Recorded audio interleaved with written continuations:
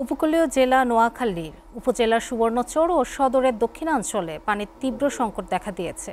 খাল, বিল, পুকুরে কোথাও সুপেয় পানি নেই, নলকূপেও পানি মিলছে না।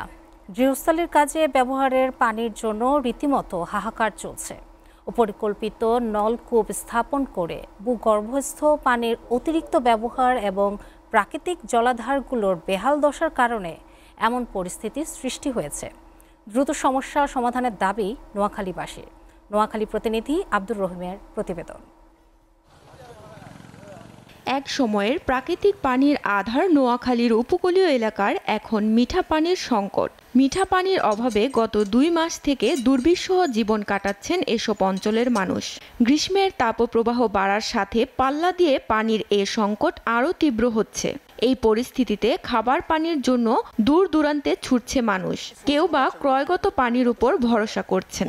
পানির সমস্যার কারণে আমাদের নানান ধরনের সমস্যা হচ্ছে। পানি উঠতেছে না, পানি নিয়ে অনেক ভোগান্তি করতেছি, আমরা দূর দূরান্ত থেকে পানি আনতেছি।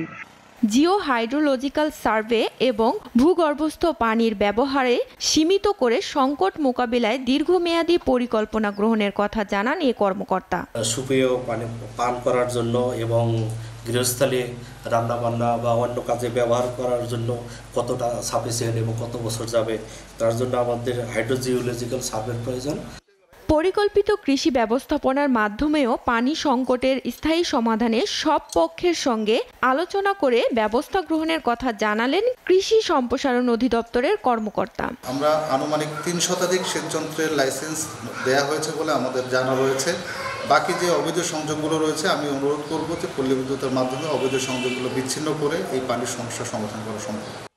কৃষি উন্নয়ন কর্পোরেশনের বিএডিসির তথ্য অনুযায়ী সুবর্ণচর উপজেলায় কৃষি কাজে ব্যবহারের জন্য 295টি সেচ পাম্পের বাইরে আরও অন্তত 3000 সেচ পাম্প বসিয়েছেন কৃষকরা।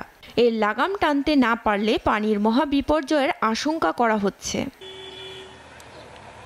SATV news desk.